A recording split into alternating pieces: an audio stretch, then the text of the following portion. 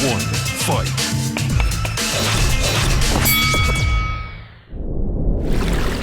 안녕하세요. 박종훈의 경제한방입니다. 앞으로 언젠가 분명히 석유의 시대가 끝나가는 건 분명한 것 같고요. 그러다 보니까 사우디에서도 어떻게 이 미래를 만들어갈지 고민이 많은 것 같습니다. 과연 중동 지역 산유국들 이 포스트 석유 시대 어떻게 준비하고 있는지, 그 꿈은 이루어질 것인지, 여기서 우리나라는 또 어떤 역할을 할 수 있는지 박현도 서강대 유로메나 연구소 교수님과 함께 알아보도록 하겠습니다. 네, 안녕하세요. 안녕하십니까.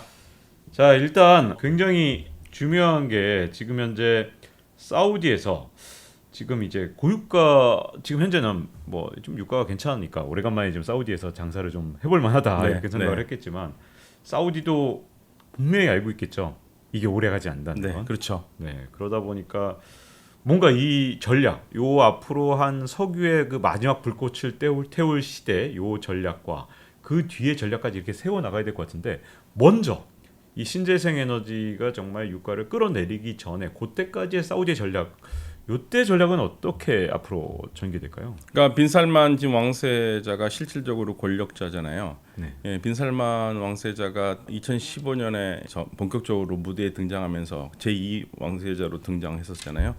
그때부터 추진해 해왔던 게 뭐냐면 사우디를 탈석유 산업 구조로 바꾸는 거거든요. 그걸 바꾸기 위해서 하는 일련의 작업들이 지금 여성 운전 허용, 그리고 엔터테인먼트, 그리고 새로운 네옴시티 하면서 관광 산업들, 이게 지금 쉽게 말하면 다 탈석유로 갈 수 있는 좋은 기반들이지 않습니까? 네. 그 방향으로 가고 있습니다 지금. 네. 그 방향으로 가고 있고, 뭐 지금 네옴시티 같은 경우에는 건설에 시간이 걸리겠지만 엔터테인먼트는 바로 당장 돈이 될 수 있지 않습니까? 그래서 사우디의 아이돌을 키우겠다는 거고요. 네. 가능할까요?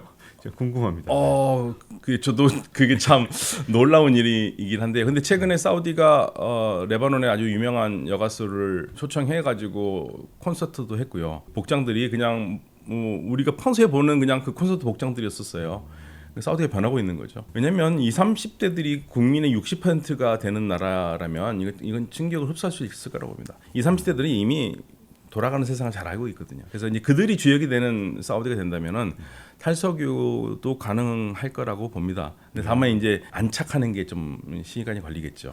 여기다가 보니까 엔터테인먼트 관련해서는 게임 회사 지분들도 막 사들이고 네. 하더라고요. 네. 그런 게 사우디의 어떤 미래 먹거리까지 연결이 될 수 있을까요? 왜냐하면 남의 나라 지분 산다고 해서 이게 될 건 아닌 것 같고, 자기 나라에 이게 산업 기반이 만들어져야 미래가. 네, 그렇죠. 근데 빈살만 왕세자의 글을 제가 또 많이 읽어보고 비판하는 글도 많이 받고 그랬는데, 일단 기본적으로 왕세자가 상상력이 굉장히 풍부합니다. 어떤 면은 좀 남들이 되면 공상이라고 할지도 모르지만 상상력이 풍부를 해서 뭔가 그림을 많이 그려요.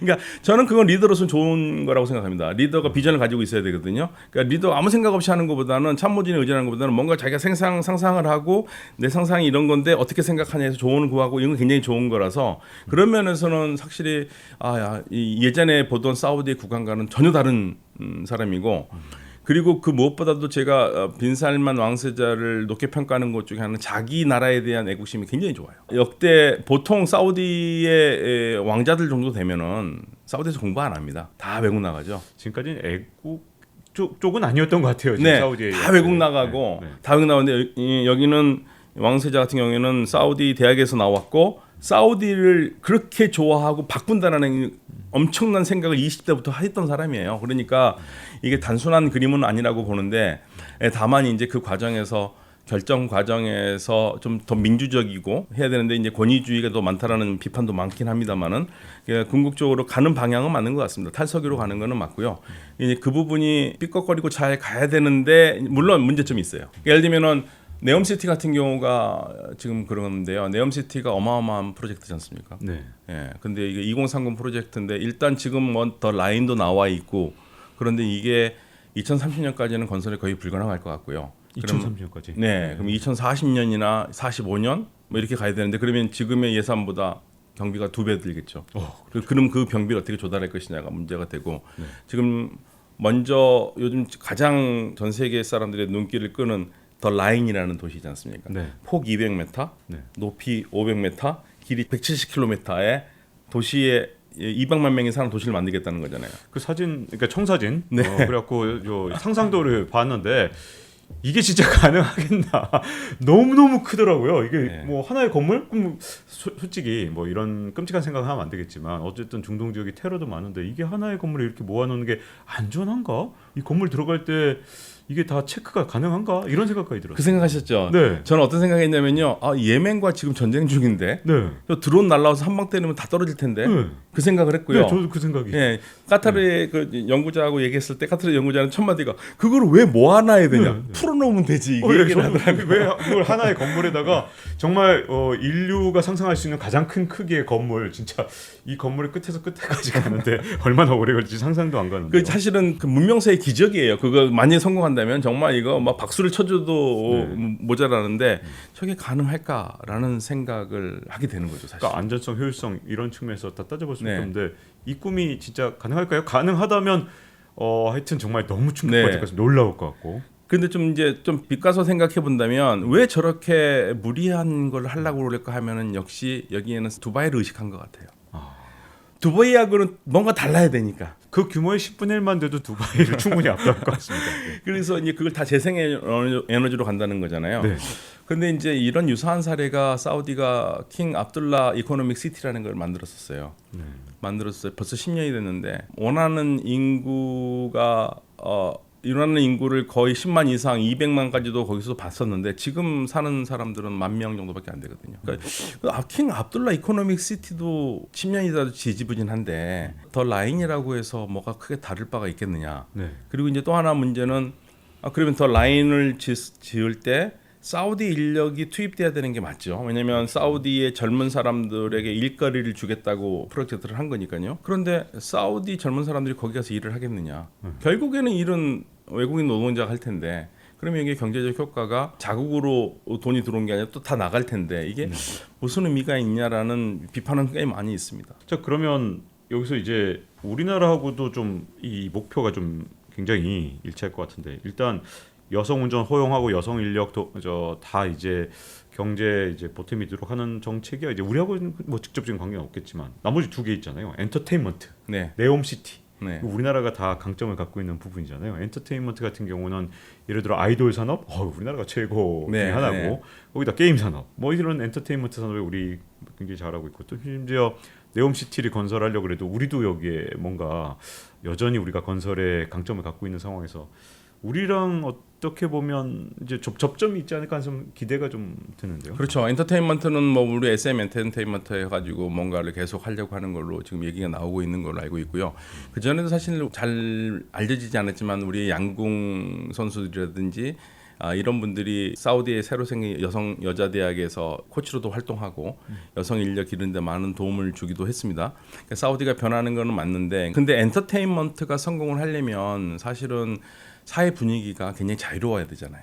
사우디가 원하는 거는 알겠어요. 엔터테인먼트를 해서 사우디를 새로운 엔터테인먼트의 허브로 만들고 싶어하는 건 알겠는데 그러한 자유스러운 직업인데 예술가잖아요. 근데 이 사람들이 과연 자기가 하고 싶은 말을 자연스럽게 표현할 수 있을까라는 첫 번째 그 문제가 있고요. 그게 안 된다면은 엔터테인먼트를 급조를 해서 만들어봤자 사실 한계가 있는 거죠. 제가 왜 이런 말씀을 드리냐면 젊은 왕세자잖아요. 85년생이고 그리고 비전도 있고 그래서 제가 굉장히 높게 사는 부분들이 많이 있는데 한 가지 제가 이해를 못하는 부분들이 솔직히 말씀을 드릴게요. 자동차 운전에 2017년에 여성 운전을 허용했잖아요. 네. 근데 왕세자가 허용을 한 거는 알겠는데 2017년에 이게 갑자기 허용된 게 아닙니다. 10년 이상을 여성들이 싸웠어요. 지금 이란의 히잡처럼 네. 무모한 도전을 했습니다. 일부러 운전해서 잡히기도 하고 감옥에 가기도 하고 그런 과정을 많이 거쳤고 그 여성들이 운전하는 거를 막 비난하는 그 종교 지도자들이 여자들이 운전하면 아기를 못 낳는다고. 그래서 반대를 할 때 이 여성들이 또 뭐라 그러냐면 우리의 난소는 건강하다 하는 노래까지 만들면서 그렇게 싸웠던 사람들이에요. 오랜 좀 역사가 네. 있었군요. 그래서 그러면 정상적이라면 제가 만약에 그 나라의 지도자라면 제가 이런 사람들을 탁 치하를 하고 네네. 그러면서 제가 2017년에 딱 이렇게 운전을 허용하면 네. 이 사람들 치한다고 해서 운전을 허용한 공이 이 사람들한테 가지는 않잖아요. 그럼요. 저한테 가지 않습니까? 네. 근데 사우디가 이 사람들을 전부 다 배제했어요. 다 배제하고 네. 디텐션에 저기 묶어놨고 어. 그 부분들이 그래서 이제 그게 왜 그랬느냐? 그럼 밑에 사람들이 그랬을 것 같은데 네. 이 공을 오롯이 왕세자한테 돌리고 싶어 했던 그런 흔적들이라고 외신 기자들은 얘기를 하고 있거든요. 네. 그런 부분들이 좀 이해가 안 가는 거예요. 어. 그래서 지금 결정하는 과정들이나 이런 것들이 네. 젊은 사람들이 좋아하긴 하는데 우리가 생각하는 만큼 엔터테인먼트 산업이 발전할 수 있을 만큼 자유스럽게 갈 수 있을 것인가에 대해서는 약간 갸우뚱하는 부분들이 있습니다. 그러니까 당장 상상이 안 가는 게 뭐 이런 사우디 같은 경우에 사실 여성들 얼굴을 노출하는 걸 중동 지역에서도 가장 꺼리는 나라 중에 어쨌든 또 하나 아닙니까? 뭐 이란과 또 네, 다른 네. 축으로. 근데 그런 나라에서 여성 아이돌이 나온다. 네. 상상이 안 되거든요. 그렇죠. 네. 아이돌이 나오는데 근데 아무튼 뭐 지금 전반적으로 여성들의 활동 범위를 넓혀주고 있으니까 네. 뭐 좋은 아주 시도라고 생각합니다. 네. 예, 사우디가 그래서 그렇게만 바뀌고 계속 갈 수 있다면 그러면서 동시에 언론의 자유도 좀 더 많아진다면은 사우디야말로 뭐 최강국이 될 가능성이 크죠. 그건 하여튼 좀 놀라운데요. 자 이제 여기서 이제 또 하나 궁금한 건 이제 사우디가 꿈꾸는 미래가 진짜 엄청나게 이제 뭐 우리 신재생 이후에도 살아남겠어 이런 목표를 갖고 있다 하더라도 문제점은 그러면 유가가 유지가 되겠느냐 고유가가 이제 앞으로 서방의 신재생으로 더 빠른 속도로 드라이브 걸어서 빨리 신재생 가서 이 중동에서 이제 완전히 탈피하자 이런 노력과 그다음에 사우디 입장에서 그동안 사실은 저유가로 오랫동안 지금 굉장히 돈이 없었잖아요. 그러다가 이제 고유가 사실 기간으로 치면 얼마 안 되는 상황, 네. 자금 마련이 안 됐을 거고 이러다가 뭐 사실 유가가 떨어지면 사우디한테는 그게 리스크니까 우리한테는 유가가 올라가는 게 리스크지만 네. 그쪽이 리스크인데 언제든 유가가 떨어질 수많은 이유들이 또 있지 않습니까? 그러면 그때까지 과연 자금 마련을 계속해서 쭉 이렇게 유가가 사우디가 원하는 수준으로 계속 갈 수 있겠는가? 사우디가 이 돈을 마련할 수 있을까? 이거 지금 먹고 사는 데는 지장이 없을 것 같지만 10년 뒤에 진짜 네옴시티 같은 걸 만들고 뭐 엔터테인먼트 산업에 천문학적인 투자를 하고 이 돈까지 과연 가능하겠느냐 이게 좀 궁금합니다. 사실 이제 그 얘기가 나오죠. 그러니까 네옴시티가 되려면 빨리 2030년까지 돼야지 뭔가 좀 부담이 덜 되는데 미국도 지금 2030년을 기점으로 해서 전기차를 확 간다는 거지 않습니까? 그러니까 전 세계 지금 30년을 딱 시작점을 잡아놓으니까 네옴시티가 그때까지라도 어느 정도 활동이 돼야지만이 사우디의 미전이 보일 텐데 만약에 그게 안 되고 계속 돈이 투입된다면은 유가가 버티기는 쉽지는 않겠죠. 다만 참 복받은 땅이라고도 볼 수 있는데 석유와 함께 태양열이 풍부하니까. 네, 태양광은 진짜 거기 뭐 일단 일조량이 너무너무 풍부하니까 네. 태양광 발전은 정말 어마어마할 것 같습니다. 그러니까 그린수소가 가장 잘 될 수 있는 지역이기 때문에 네. 그런 부분에서는 우리가 너무 부럽죠. 그래서 우리가 협력 사업을 할 수밖에 없는 상황이고 우리도요. 네. 예, 그런 측면에서는 화석 연료를 대체할 수 있을 만한 친환경 산업이 자리를 잡을 수 있을 것 같긴 합니다. 그러니까 일단 이게 국가가 적도 부근에 있어야 봄이냐 뭐 여름이냐 뭐 이런 거 겨울이냐를 따지지 네, 않고 네. 계속 만들어지고 그다음에 비도 거의 안 오니까 네. 유리하긴 유리할 것 같은데 문제점은 이게 지구의 이상기후가 정말 심각해지면서 의외로 비가 안 오는 적이 점점 더 늘어나서 이게 사우디 같은 사막이 과연 희소한 자원으로 계속 남아있을까? 그러니까 이게 나쁜 쪽인데 네, 네. 이상기후가 자꾸 생기는 건 네. 나쁘지만 요즘에 최근에 비 안 오는 지역들이 너무 많이 늘어나니까 과연 사우디가 신재생 에너지에서도 그러니까 남들이 없는 비교 우위를 계속 갖겠느냐? 지금 석유야 사우디 외에 진짜 대체하기가 거의 불가능하니까 이 낮은 생산 단가로 끊임없이 생산량을 늘릴 수 있는 거의 몇 안 되는 국가다 보니까 지금 시장을 장악한 네. 거잖아요. 태양광은 뭐 대체제가 좀 있어서 그렇게까지는 좀 어렵지 않을까요? 그러니까 지금 사우디가 그래서 지금 마음이 급합니다. 그래서 아룰라라고 새로운 관광지를 개발을 해서 사실은 사우디는 고고학 발굴도 안 했었어요. 네. 그러니까 고고학 발굴을 1930년대 이래로 허락하지를 않았습니다. 그러니까 이슬람 이전 유적이 나와도 골치 아픈 거고. 예, 이슬람 유적이 나왔는데 기존의 쓴 거하고 달라진 게 나와도 골치 아픈 거고. 그래서 아예 막아놨었거든요. 그런데 그거를 이슬람 이전의 역사도 사우디의 역사로 안으로 집어넣어버린 사람이 빈 살만이에요. 네. 그래서 이슬람 이전에 아주 그 과거의 훌륭한 문화들이 아룰라라는 곳에 있거든요. 그걸 관광 자원화를 시키고 있는 거죠. 네. 예, 그런 식으로 관광 자원화 시키면서 굴뚝 없는 산업으로 일단 산업을 일으키겠다는 거죠. 그러니까 이 사우디가 생각하는 게 어떻게 해서든지 화석 연료에서 벗어나기 위한 여러 가지 이벤트를 하고 있어요. 자동차 경주도 하고 영화관도 하고 그러면서 경제를 다양화시키려고 하는 노력이 보이는데 이제 우리 기자님 말씀대로 유가가 어느 정도는 버텨줘야지 이 투자도 할 수 있을 텐데 사실은 사우디가 가장 큰 고민이 그걸 겁니다. 한 10년은 버텨줘야 네. 이 전환을 할 수 있겠죠. 그나마 지금 사우디가 버틸 수 있는 것 중에 하나가 낮은 유가에서도 버텼던 게 유가에 견딜 수 있는 저유가가 가더라도 국가가 견딜 수 있는 게 좀 낮거든요. 보통 브레이크 이븐 포인트라고 하는 가격이 알제리는 높아요. 그래서 알제리 같은 경우에는 충격이 굉장히 큰데 사우디 같은 경우에는 러시아와 함께 낮기 때문에 그나마 그 점은 장점인데 그렇다고 해서 유가가 뭐 예전에 뭐 $50, $25 이렇게 가면은 이거 뭐 가망은 없는 거고요. 네. 자, 그러다 보니까 이제 사우디가 혹시 이제 이렇게 보통 자금이 엄청나게 많이 필요한 나라들이 보통 눈을 돌리는 나라 중국이지 않습니까? 네. 이제 시진핑 주석이 사우디를 뭐 이제 조만간 방문을 하고 혹시 두 나라 사이 막 밀월이 강화되면서 또 중동의 구도가 바뀔 가능성. 왜냐하면 빈살만 왕세자는 지금 돈을 안정적으로 지금 이렇게 확보하고 싶어 할 텐데 그 과정에서 중국이 좀 이 기회를 잘 활용하려고 할 그러면서 두 나라가 좀 밀월을 하게 될 가능성도 있을까요? 근데 사실은 사우디가 룩이스트 정책을 2016년부터 계속 써왔거든요. 그래서 사실 룩이스트 이스트는 중국이죠. 네. 룩 차이나죠, 사실은. 룩 그런데 차이나. 그 많은 부분에서 중국이 과연 미국을 대체할 수 있느냐, 저는 그렇게 보지 않습니다. 네. 그러니까 지금의 사우디하고 중국의 관계도 그렇고 이란과 중국의 관계도 그렇고 이거는 아주 필수적인 관계라기보다는 사우디가 지금 필요하기 때문에 하는 거고요. 여러 국가 중에 하나로 생각을 하지 이거를 어떤 그동안에 안보를 같이 했던 미국을 대체하는 걸로 중국을 한다? 저는 그렇게 보지 않고요. 중국도 그걸 버거워할 겁니다. 그래서 중국은 어렵고요. 그냥 경제 파트너로서는 좋다 이거죠. 네. 경제 파트너로서는 좋은데 그 이상은 되긴 어려울 거라고 봅니다.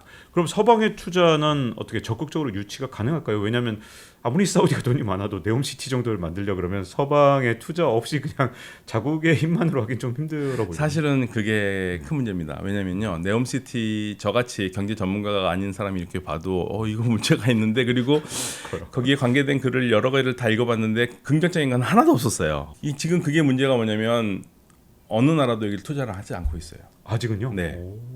투자를 하지 굉장히 야망은 어마어마하던데요, 괜찮아요. 네, 그 청사진을 오바마 행정부에도 보여줬습니다.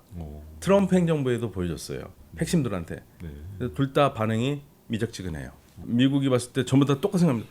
이게 가능해? 뭔가 좀 너무 이상하지 않아? 뭐 쉘로우하다는 얘기를 너무 이게 깊이가 없다, 현실감이 없다고 얘기를 했고 그러다 보니까 지금 투자하는 나라들이 없죠. 지금 이게 사실 네온 프로젝트의 가장 큰 문제입니다. 네. 투자하는 건 없기 때문에 공사는 수준을 하는데 예를 들면은 저한테 저는 투자는 안 하고요. 그냥 공사하면 수주만 하겠습니다. 이런 사람들은 이런 기업들은 있는데 장기적으로 돈을 투자해가지고 같이 갈 수 있는 기업들이 지금 현재 없죠.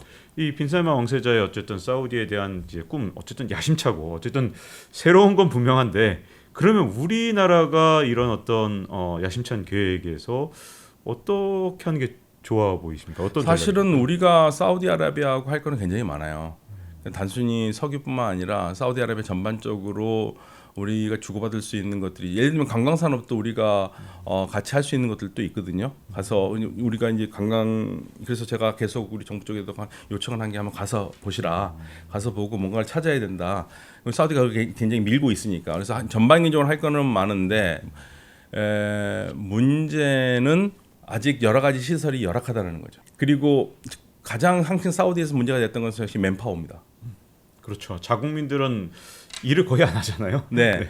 그걸 어떻게 바꿀 수 있을 것인가.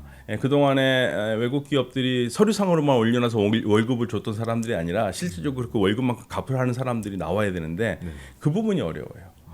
그러니까 사실은 이게 사우디만의 문제는 아닙니다. UAE도 그렇고 다 그렇고 기업들이 있지만 기업들이 다 거의 관변하고 가깝기 때문에 자발적으로 돈을 벌고 움직이는 그 동력이 약해요. 우리처럼 우리는 정부가 뭐라고 그래도 난 돈 벌 거야 하고 가는데 그게 약하니까 그 부분이 좀 걱정이 되는 부분이고 또 하나는 우리가 사우디에서 원전을 수주하려고 노력을 많이 하고 있는데 이게 사우디가 과연 원전을 우리하고 할 수 있을까라는 데서 약간 회의적인 생각을 가지고 있어요. 어떤 측면에서 그런 거죠? 그러니까 중국과 할 가능성이 굉장히 큰데요. 여차하면은 핵으로 전용할 수 있는 시설은 우리하고는 못 하거든요. 그렇죠. 우리가 수출한 원전으로는 네. 핵 개발하는 데는 도움이 안 되는 거죠. 네, 미국이 껴 있지 않습니까? 그렇죠. 네. 그런데 중국하고 하면은 그게 가능할 수도 있지 않습니까? 바로 핵 개발로 네. 전용할 수 있으니까. 예, 할 가능성이 있죠. 그래서 그런 부분에서 중국과 하게 했을 거라는 얘기들이 많이 있어요. 네. 예, 그러니까 한국 기술이 좋은 건 알겠는데 UAE도 뭐그 소문으로는 그 부분을 좀 아쉽다라고 생각하는 부분들이 있다는 얘기를 들었었습니다. 근데 사우디 입장에서는 이미 파키스탄에서 손쉽게 조달할 수 있는 핵 무기가 근데 그게 예. 저도 그렇게 손쉽게 조달했을 거라고 생각하는데 네.